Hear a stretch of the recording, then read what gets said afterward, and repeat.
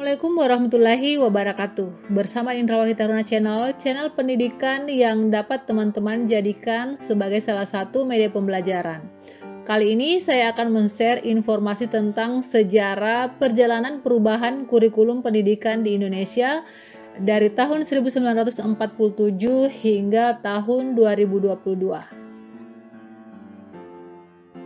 Perubahan kurikulum pendidikan di Indonesia sejak tahun 1947 hingga tahun 2022 telah mengalami 11 kali perubahan kurikulum. Berikut penjelasannya. Kurikulum pertama yang lahir pasca kemerdekaan adalah Kurikulum 1947 atau yang dikenal dengan istilah Rencana Pelajaran 1947. Kurikulum ini baru resmi dilaksanakan di sekolah-sekolah mulai tahun 1950. Perubahan arah pendidikan lebih bersifat politis dari orientasi pendidikan Belanda ke kepentingan nasional. Kemudian fokusnya pada pembentukan karakter yang merdeka dan berdaulat hingga sejajar dengan bangsa-bangsa lain. Rencana Pelajaran 1947 kemudian dilakukan beberapa penyempurnaan, maka lahirlah Rencana Pelajaran Terurai tahun 1952. Rencana Pelajaran 1947 dilakukan beberapa penyempurnaan. Adapun hal yang paling menonjol sekaligus menjadi ciri khas kurikulum ini adalah konsep tematik yang digunakan, di mana setiap rencana pelajaran harus memperhatikan isi pelajaran yang dihubungkan dengan kehidupan sehari-hari. Kemudian silabus mata pelajaran juga menunjukkan secara jelas bahwa guru hanya mengajar satu mata pelajaran saja. Selanjutnya, Rencana Pendidikan 1964. Pada kurikulum Rencana Pendidikan 1964 ini, pemerintah menetapkan hari Sabtu sebagai hari kridah, di mana siswa diberikan kebebasan untuk berlatih berbagai kegiatan sesuai dengan minat dan bakatnya. Fokus utama dalam kurikulum ini adalah konsep pembelajaran yang dilakukan secara aktif, kreatif, dan produktif. Melalui kurikulum ini, pemerintah juga mengarahkan setiap warga negara untuk mendapatkan pengetahuan akademik untuk pembekalan pada jenjang sekolah dasar, sehingga pembelajaran dipusatkan pada program Pancawardhana. Yang keempat yaitu kurikulum tahun 1968. Adapun ciri khas kurikulum tahun 1968 ini adalah berfokus pada upaya mempertinggi mental, moral, budi pekerti, dan keyakinan beragama. Dan ciri khusus dari kurikulum 1968 ini adalah korelate subjek kurikulum atau materi pada jenjang pendidikan rendah memiliki korelasi untuk jenjang pendidikan selanjutnya. Muatan materi pembelajaran juga lebih bersifat teoritis. Kemudian, sistem penjurusan di jenjang SMA dilakukan di kelas 11 atau kelas 2. Kemudian yang kelima, kurikulum 1975 yang lahir akibat dilakukannya penyempurnaan dari kurikulum 1968. Nah, ciri yang menonjol dari kurikulum 1975 ini yaitu metode, materi, dan tujuan pengajaran dirinci dalam prosedur pengembangan sistem instruksional atau PPSI yang dikenal dengan istilah satuan pelajaran, yaitu rencana pelajaran setiap satuan bahasan. Ciri yang menonjol lainnya adalah sejumlah perubahan ditemukan dalam kurikulum tahun 1975 di mana nama pelajaran ilmu alam dan ilmu hayat diubah menjadi ilmu pengetahuan alam atau IPA. Kemudian, pelajaran ilmu aljabar dan ilmu ukur menjadi mata pelajaran matematika. Yang keenam, kurikulum tahun 1984. Nah, kurikulum ini lahir karena kurikulum 1975 disebut bahwa tidak bisa mengejar kemajuan pusat masyarakat. Ciri khusus kurikulum 1984 lebih mengedepankan keaktifan siswa dalam belajar. Pengembangan proses belajar tersebut dikenal dengan nama pendekatan cara belajar siswa aktif atau CBSA.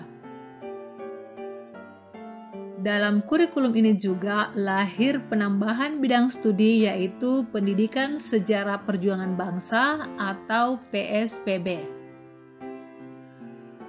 Bagi siswa SMA, kurikulum 1984 membagi mata pelajaran siswa menjadi program inti dan program pilihan sesuai minat dan bakat.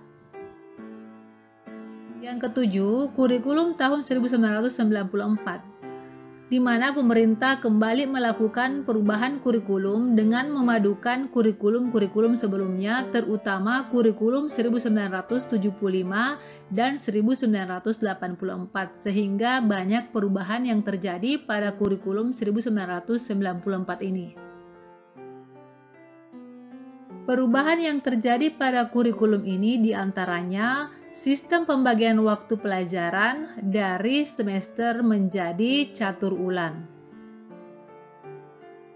Kurikulum ini pula yang mengganti nama SMP diganti menjadi SLTP, kemudian SMA diganti menjadi SMU. Penjurusan di SMA juga dibagi menjadi 3 program, yaitu program IPA, IPS, dan Bahasa. Dan mata pelajaran Pendidikan Sejarah Perjuangan Bangsa atau PSPB yang lahir pada kurikulum sebelumnya mulai dihapus dalam kurikulum ini, diganti dengan pelajaran sejarah. Yang kedelapan, kurikulum 2004. Pada tahun 2004 lahir kurikulum berbasis kompetensi atau KBK sebagai pengganti dari kurikulum 1994. Kurikulum ini berbasis kompetensi yang mengandung 3 unsur pokok, yaitu pemilihan kompetensi sesuai dengan spesifikasi, indikator evaluasi untuk menentukan keberhasilan pencapaian kompetensi, dan pengembangan pembelajaran. Dan implikasinya, sekolah diberikan kewenangan untuk mengembangkan komponen kurikulum sesuai dengan kondisi sekolah dan kebutuhan peserta didik. Sedangkan ciri lain dari kurikulum 2004 ini, nama SLTP diubah kembali menjadi SMP dan SMU dikembalikan menjadi SMA. Selanjutnya yang ke-9 yaitu kurikulum 2006. Kurikulum 2006 biasa dikenal dengan kurikulum tingkat satuan pendidikan atau KTSP yang diberlakukan sejak adanya Undang-Undang Nomor 20 Tahun 2003 tentang Sistem Pendidikan Nasional yang kemudian dijabarkan dalam Peraturan Pemerintah Nomor 10 Tahun 2003. Adapun ciri khas dari kurikulum 2006 ini terletak pada kewenangan dalam penyusunan kurikulum yang mengacu pada desentralisasi sistem pendidikan Indonesia, di mana pemerintah pusat menetapkan standar kompetensi dan kompetensi dasar. Sehingga guru dituntut untuk mampu mengembangkan sendiri silabus dan penilaian sesuai dengan kondisi sekolah dan daerahnya. Ke-10, kurikulum tahun 2013. Kurikulum 2013 lebih menekankan pada pendidikan karakter yang diintegrasikan dalam seluruh pelajaran pada setiap bidang studi. Kurikulum 2013 menekankan pada pembentukan sikap spiritual pada KI 1 dan sikap sosial pada KI 2. Penilaian KI 1 dan KI 2 juga sudah dihapuskan pada setiap mata pelajaran pada kurikulum 2013 edisi revisi tahun 2017. Hanya tersisa untuk pelajaran pendidikan agama dan PPKN saja. Kemudian ciri khusus kurikulum ini juga terdapat pada penilaian berbasis pendidikan karakter, pembelajaran berbasis tematik, dan guru sebagai fasilitator. Dan yang terakhir yaitu Kurikulum Merdeka tahun 2022 yang sebelumnya dikenal dengan nama Kurikulum Prototipe. Dan inti dari Kurikulum Merdeka adalah Merdeka Belajar. Konsep ini dibuat agar siswa bisa mendalami minat dan bakatnya masing-masing. Kurikulum Merdeka dikembangkan sebagai kerangka kurikulum yang lebih fleksibel, sekaligus berfokus pada materi esensial dan pengembangan karakter dan kompetensi si peserta didik. Pembelajaran yang berbasis proyek dalam mengembangkan soft skill dan karakter yang sesuai dengan profil pelajar Pancasila merupakan ciri yang menonjol dari Kurikulum Merdeka.